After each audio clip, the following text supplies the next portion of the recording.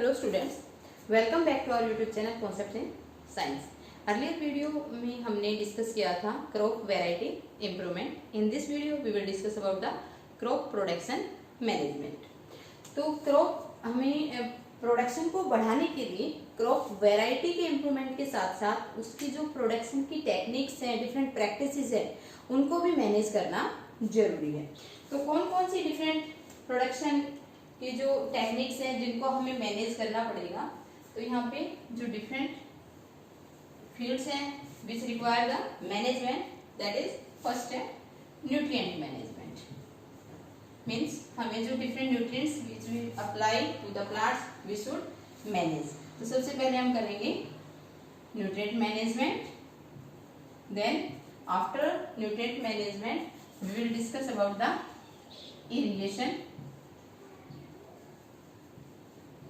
and after that is types of crops, कौन कौन सी crops कब हमें कैसे ग्रो करनी चाहिए, एंड क्रॉपिंग पैटर्न.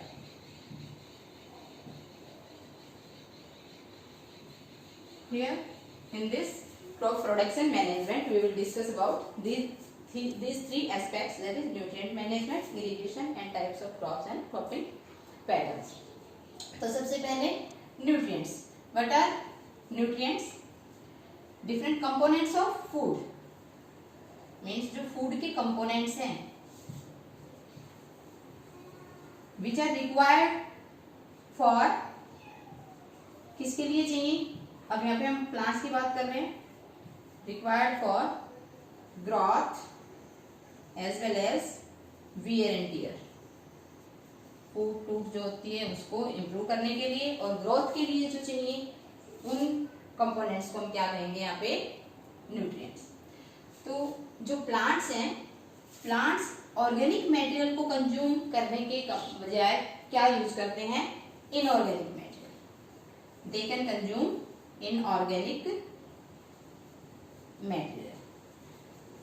तो यहाँ पे जो डिफरेंट इनऑर्गेनिक मिनरल्स हैं, आयंस हैं, near about 40 elements are there which are present in the plants, which are required by the plants. Out of this 40 elements here 17 elements are essential. Means ये वो elements हैं जो essential हैं, this must be applied और supplied to the plant along with the food. Means उनको जो भी food supply है, न्यूट्रिएंट सप्लाई है, उनमें इन एसेंशियल कंपोनेंट्स का होना जरूरी है.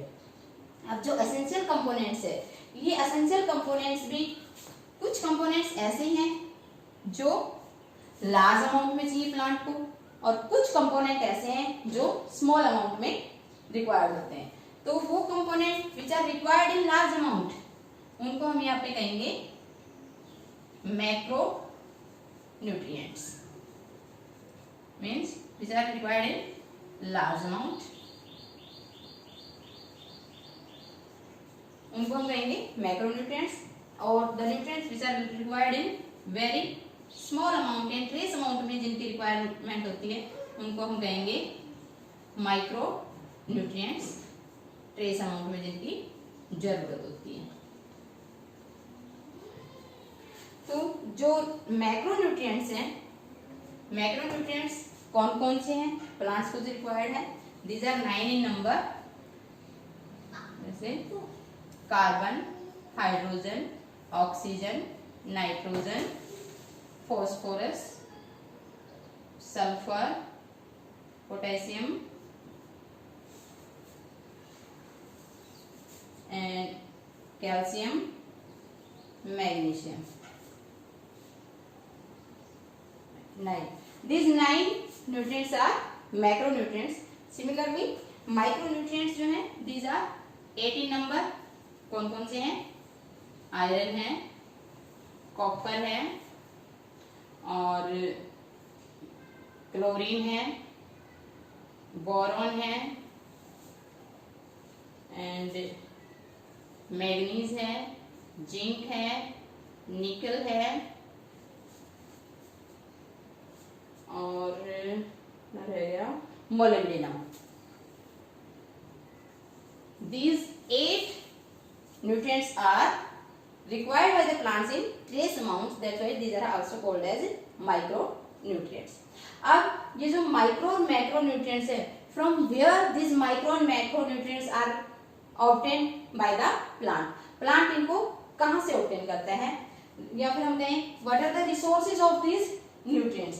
न्यूट्रिएंट्स के रिसोर्सेज कौन कौन से हैं जहां से प्लांट इन न्यूट्रिएंट्स को यूज कर सकता है. तो यहाँ पे रिसोर्सेज हैं air, water and soil. The plant get all these nutrients from these resources. Air से प्लांट को मिलता है कार्बन एंड ऑक्सीजन, वाटर से हाइड्रोजन एंड ऑक्सीजन, और सॉइल से बाकी जो बचे हैं वो सारे माइक्रोन्यूट्रिएंट्स कहाँ से मिलेंगे प्लांट को. रेस्ट ऑफ द न्यूट्रिएंट्स जो बच गए मीन्स एक्सेप्ट दीज 3, इन 3 को छोड़ दे तो बाकी बचे 40 nutrients. These 40 nutrients are obtained by the plants from the soil. Now the soil is having all these nutrients and plants are consuming these nutrients, but after once they are consumed from the soil they become deficient. means जो soil है that becomes deficient of these nutrients. और अगर कोई soil है that is deficient of these nutrients that will not support the growth of the plant. वो plant की growth को support नहीं करेंगी, naturally our crop will decrease. हमारी जो प्रोडक्शन है वो क्या हो जाएगी, डिक्रीज हो जाएगी. तो हमें अपनी इम्प्रूवमेंट करना है, प्रोडक्शन को बढ़ाना है. तो उसके लिए ये जो सारे न्यूट्रिएंट्स हैं these must be supplied into the soil. तो इनको हम कैसे कैसे सप्लाई कर सकते हैं, how these nutrients are supplied into the soil. We can supply these nutrients into the soil in 2 forms. 2 forms में हम इनको सप्लाई कर सकते हैं, either in the form of manure or in the form of fertilizer. तो हम इनको supply कर सकते हैं मैन्योर की फॉर्म में एंड फर्टिलाइजर्स की फॉर्म में. तो यहाँ पे जो मैन्योर है these are natural organic compounds. ये ऑर्गेनिक कंपाउंड्स इसमें ज्यादा होते हैं, रिच होते हैं. And small inorganic compounds, inorganic जो न्यूट्रिएंट्स हैं वो स्मॉल अमाउंट में होते हैं, और जो ऑर्गेनिक कंपाउंड्स हैं वो यहाँ पे लार्ज अमाउंट में होते हैं मैन्योर्स में. और जो फर्टिलाइजर्स है दीज आर केमिकली प्रिपेयर्ड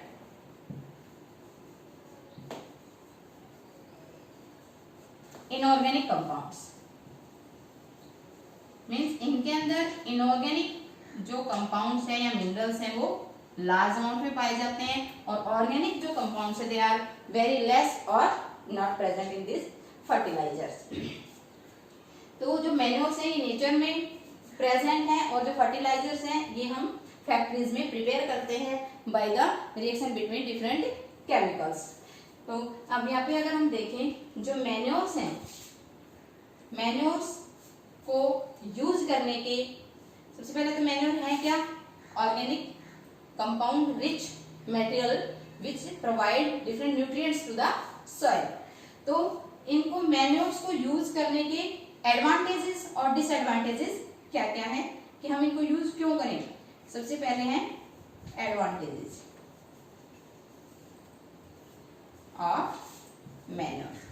तो अगर हम मैन्योर्स को देखें, these manures are eco friendly.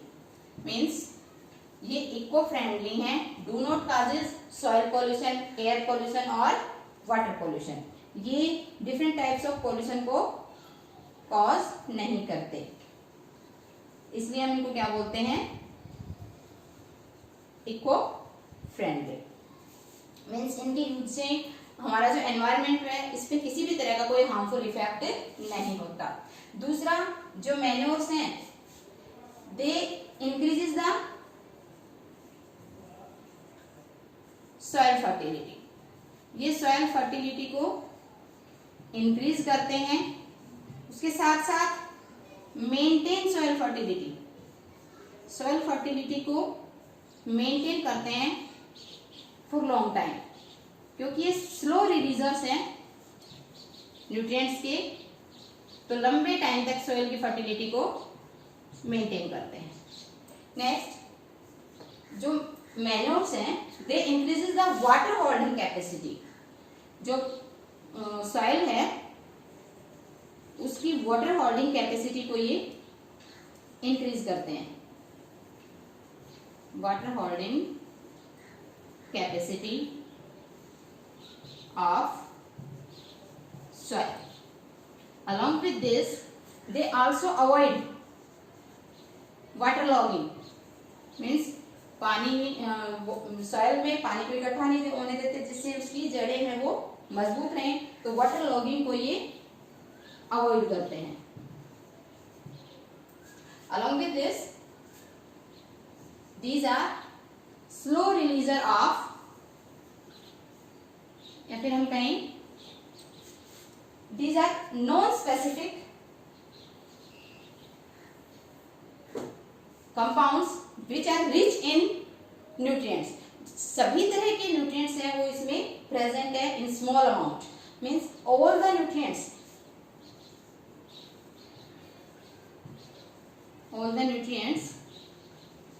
present in small amount. थोड़ी थोड़ी अमाउंट में सारे nutrients हैं, तो ये सारे न्यूट्रिएंट्स प्रोवाइड कर सकते हैं, ये स्पेसिफिक नहीं है। तो ये तो है इनके एडवांटेजेस कि हम मैन्योर को यूज करेंगे तो हमें ये एडवांटेजेस है, इसलिए हमें इनको यूज करना चाहिए। अगर हम इसके देखें, some disadvantages are also there. Disadvantages of manure, तो जो मैन्योर है दीज आर बल्की। मीन्स क्योंकि ये नॉन स्पेसिफिक है,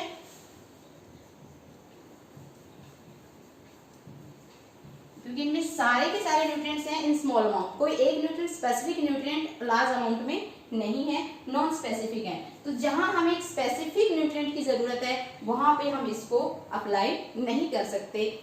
दूसरा, these are slow releaser of nutrient. ये न्यूट्रिएंट को स्लो रिलीज करता है, तो हमें जो मैन्योर अप्लाई करना पड़ता है, it should be applied much before the cropping. Cropping से महीने 2 महीने पहले हमें ये अप्लाई करना पड़ेगा, ताकि जब हम क्रॉपिंग करें तो उस टाइम पे ये अपने न्यूट्रिएंट्स को रिलीज कर सके। वाइल जो फर्टिलाइजर्स हैं वो इंस्टेंट रिलीजर हैं न्यूट्रिएंट्स के, तो जब जरूरत हो at that time we can apply this fertilisers.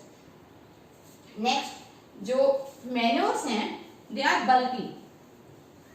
जो मैन्योर्स हैं ये बल्की होते हैं, रिक्वायर्ड इन लार्ज अमाउंट। तो हमें बहुत ज्यादा अमाउंट में चाहिए एक खेत में अगर हमें मैन्योर यूज करना है, इसलिए ज्यादा अमाउंट में चाहिए। नेक्स्ट, जो मैन्योर्स हैं अभी बल्की होने की वजह से इनको इजीली ट्रांसफर भी नहीं किया जा सकता। Means difficulty in transfer, difficult to transport. इनको इजीली हम एक जगह से दूसरी जगह पे ट्रांसपोर्ट नहीं कर सकते, इसीलिए, और इसी तरह से इनको स्टोर करना भी थोड़ा मुश्किल है, हार्ड टू स्टोर। हम इसको इजीली स्टोर नहीं कर सकते। लेकिन इन कुछ चीजों को अगर हम थोड़ा सा नेग्लेक्ट कर दें, थोड़ी सावधानी बरतें, तो इनका जो यूज है that is much better than, या जो इसकी जो एडवांटेजेस हैं they are much better than their disadvantages. इनको हम नेग्लेक्ट कर सकते हैं, कुछ चीजों को थोड़ा सा केयर करें तो हम इनके एडवांटेजेस हैं वो ज्यादा यूजफुल है, हमें इनको यूज करना चाहिए। फिर आता है कि जो फर्टिलाइजर्स हैं, चलो फर्टिलाइजर को हम एंड में करेंगे, उसके बाद हम करते हैं टाइप्स ऑफ मैन्योर। मैन्योर की कौन कौन सी टाइप्स हैं, कितनी तरह के होते हैं मैन्योर्स।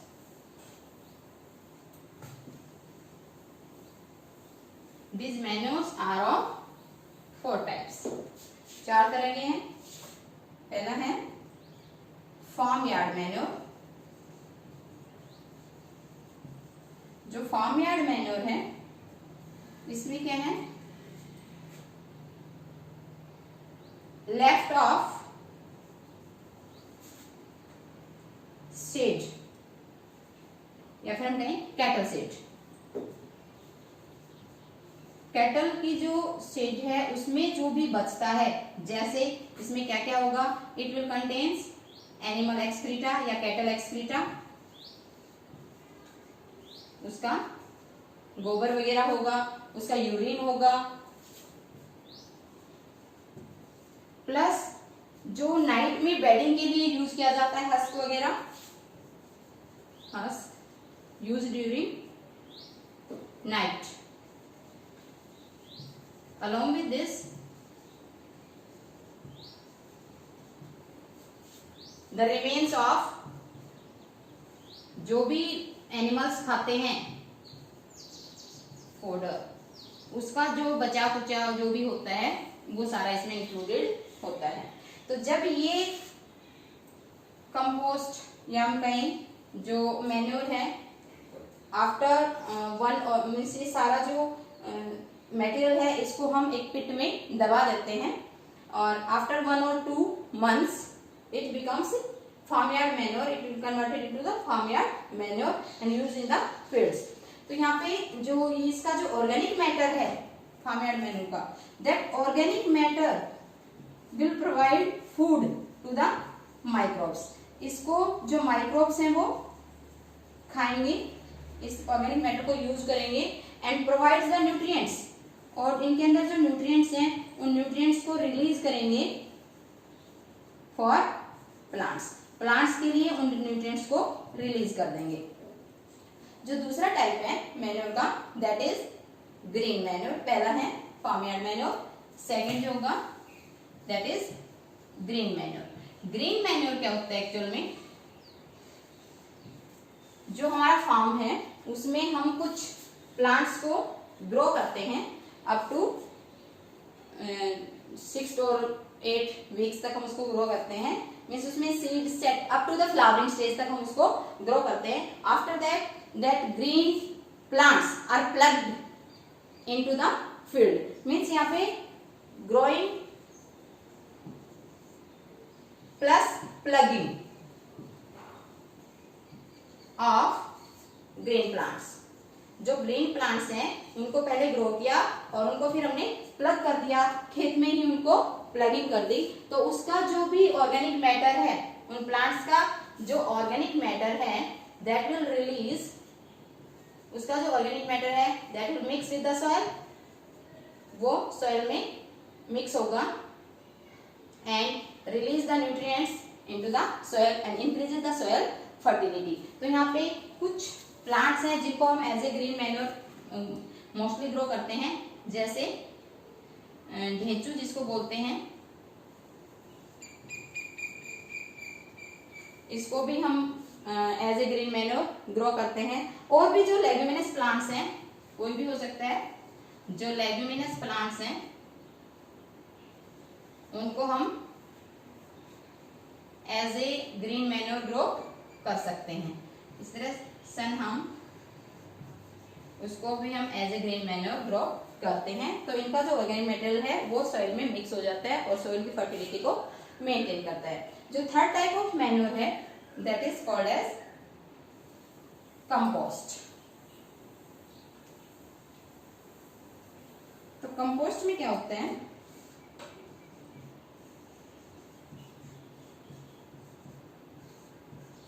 कंपोस्ट में क्या होगा, जो एनिमल एक्सक्रीटा है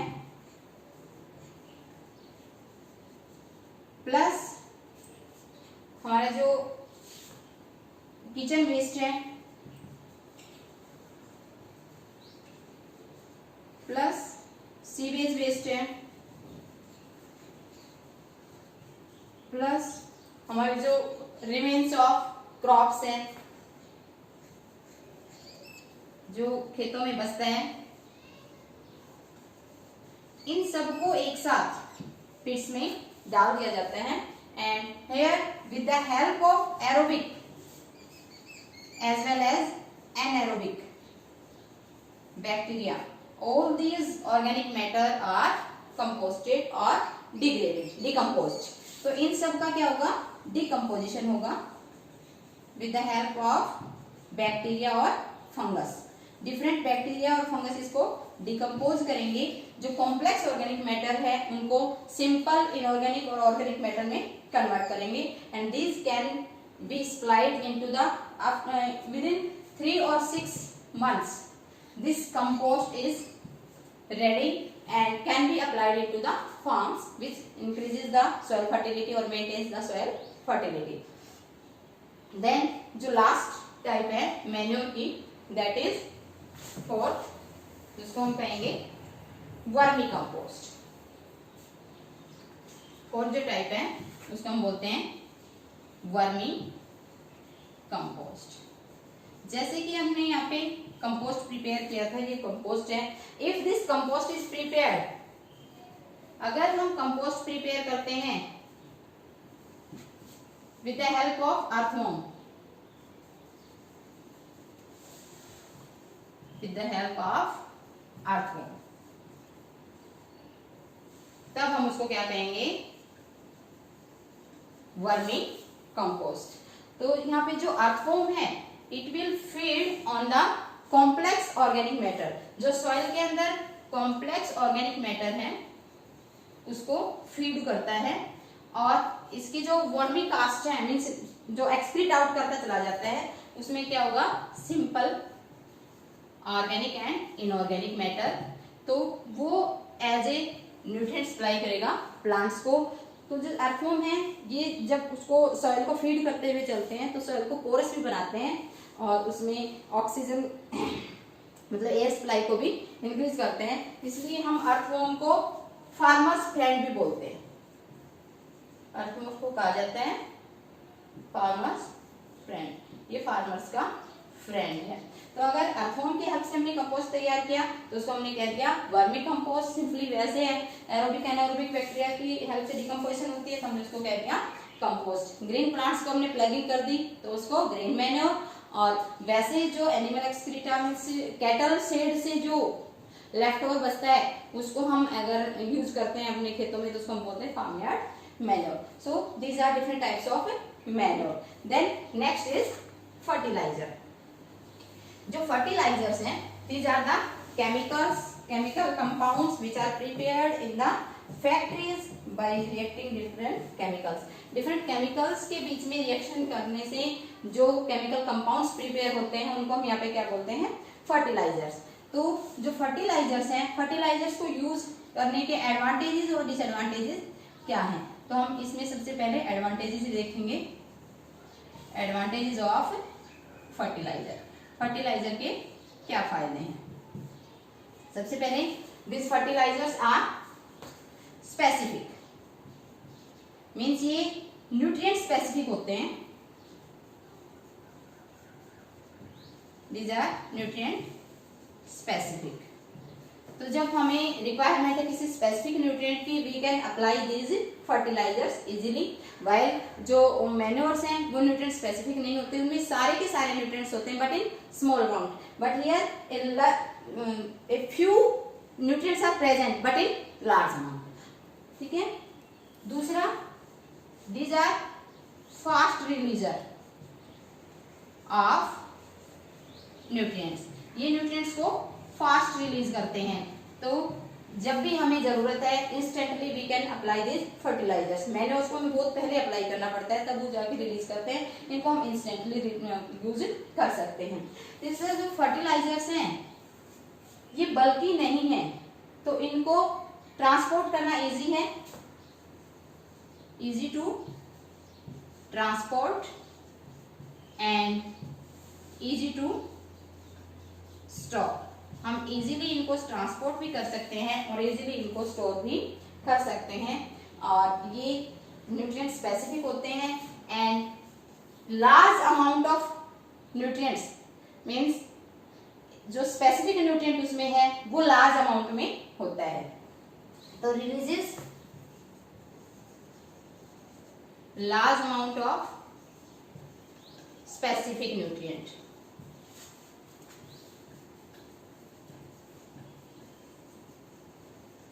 तो ये क्या हैं फर्टिलाइजर्स के कुछ फायदे हैं, कुछ एडवांटेजेस हैं। Then what are the disadvantages. अब एडवांटेजेस के साथ साथ हर एक फैक्टर के साथ कुछ ना कुछ डिसएडवांटेजेस भी होते हैं। तो यहाँ पे जो फर्टिलाइजर्स हैं इनके भी डिसएडवांटेजेस हैं। जैसे अगर हम देखें डिसएडवांटेज ऑफ फर्टिलाइजर्स, तो वो क्या क्या है भाई, जैसे अभी बताया ये न्यूट्रिएंट स्पेसिफिक है, तो they contain a few nutrients होते हैं बस, while the manures have a large number of nutrients, उनके अंदर बहुत सारे न्यूट्रिएंट्स होते हैं। देन नेक्स्ट जो फर्टिलाइजर्स हैं ये सॉइल की फर्टिलिटी को मेंटेन नहीं कर सकते लॉन्ग टाइम पे, मीन्स इंस्टेंटली तो न्यूट्रिएंट्स सप्लाई कर सकते हैं but can not maintain soil fertility for long time.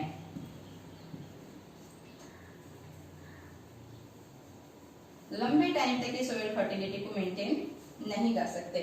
और ये जो फर्टिलाइजर्स हैं they causes different type of pollutions, means air pollution cause करते हैं, जो इनके अंदर थोड़ा वेपर्स वगैरह जो इनसे उठते हैं वो एयर पॉल्यूशन कॉज करते हैं, सॉइल पॉल्यूशन कॉज करते हैं ये, and also causes water pollution. और जो वाटर में पहुंचते हैं तो जो नाइट्रोजन फॉस्फोरस वगैरह की अगर अमाउंट वाटर में ज्यादा हो जाती है that will support the growth of the algae, और जिसको हम बोलते हैं एल्गल ब्लूम। तो अगर प्रोफ्यूजली ग्रोथ होती है एल्गीज की वाटर में that will cause the deficiency of dissolved oxygen in the water and that can lead to the death of aquatic animals। तो इस तरह से ये इको फ्रेंडली भी नहीं है और डिफरेंट टाइप ऑफ पॉल्यूशन काज करते हैं। और ये जो वाटर की होल्डिंग कैपेसिटी है सॉइल की उसको डिक्रीज करते हैं, decrease water holding capacity of soil, soil की वाटर होल्डिंग कैपेसिटी को ये डिक्रीज करते हैं एंड ये वाटर लॉगिंग को सपोर्ट करते हैं, सपोर्ट वाटर लॉगिंग। इस तरह से उसमें अगर वाटर होल्डिंग कैपेसिटी नहीं रहेगी या वाटर लॉगिंग अगर उसमें होती है सॉइल में तो हमारी जो प्रोडक्शन है वो अपने आप अल्टीमेटली कम हो जाएगी। इसलिए हमें कोशिश करनी चाहिए, we should avoid the fertilizers and different chemicals and we should use the manures and different organic materials, or we can say we should adopt organic farming। तो organic farming क्या होता है, farming practices without the use of any type of chemical, किसी तरह का भी chemical अगर हम उसमें यूज ना करें, इस तरह की फार्मिंग प्रैक्टिसेस को हम क्या बोलते हैं, ऑर्गेनिक फार्मिंग। तो we all should adopt the organic farming. With this thank you, have a nice day.